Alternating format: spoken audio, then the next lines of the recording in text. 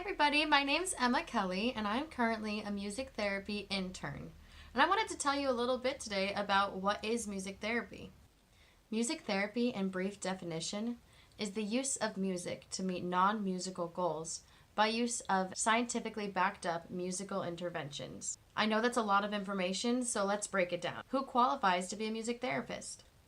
A music therapist is somebody who, at minimum, has their undergraduate degree in music therapy, as well as 1,200 fieldwork hours, 900 of these being from an intense 6 to 12 month music therapy internship. They must also pass a board exam and take continuing education credits to keep their certification. This degree includes many music classes and various psychology classes, as well as classes that bring the two together to focus on our individual scope of practice. These include, but are not limited to, anatomy physiology, psychology of music, as well as the physics of music. We're not the same as occupational therapist, physical therapist, art therapist, or expressive arts therapist. However, we can incorporate other therapies into our sessions. The main similarity between us and other therapists is just that. We are therapists. We have a confidential relationship with each of our clients, and we form rapport with them to make sure they feel comfortable coming to us and talking to us about any of their needs.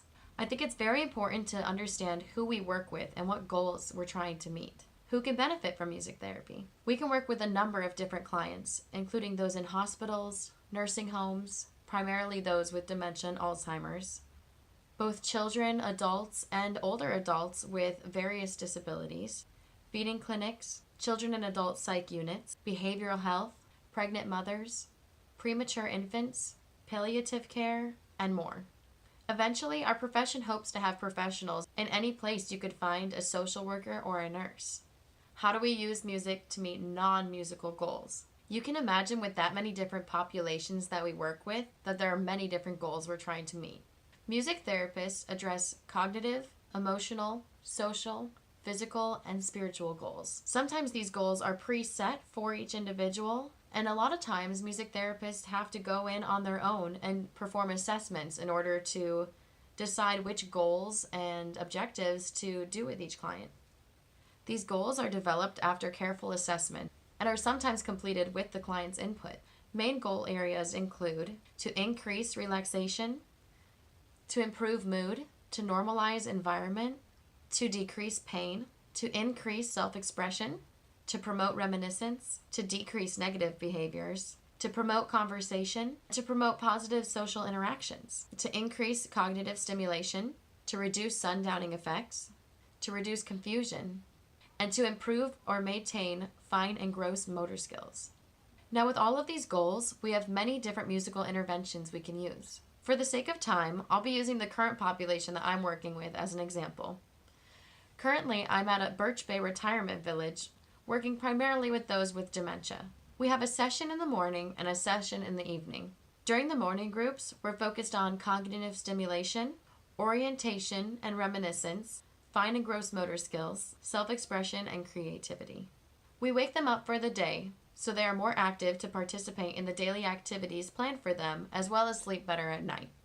We encourage dancing and movement to maintain cognitive and physical abilities as we sing and play guitar, using upbeat songs from their childhood that they can play their instruments along to and sing to. We strategically place questions in songs to help with cognitive stimulation, such as what should she be wearing when she's coming around the mountain, and how we're supposed to get to the Darktown Strutter's Ball. We also choose songs that help orient the clients to the time of year as well as world events. They use these songs to reminisce on maybe places they've traveled and stories that they've heard. Towards the end of the group, we're preparing for lunch, so we usually do a song that, as we like to say, puts us in the mood for food. These songs include If I Knew You Were Coming, I'd Have Baked a Cake, and we use this by going around in the circle and letting each individual tell us what their favorite sweet treat is or dessert. We also will sing a song like Java Jive and ask them if they prefer coffee or tea. Not only does this help them put them in the mood for food, but it also gives them good reminiscence, orientation to the time of day, as well as self-expression.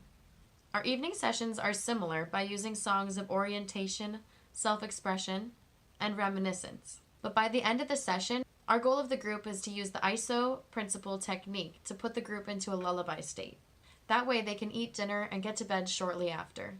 Many residents with dementia have what's called sundowner syndrome. The effects cause them to feel confused as they're getting tired from the end of the day when the sun is going down. They may question where their car is, where their grandparents are, and who's coming to pick them up.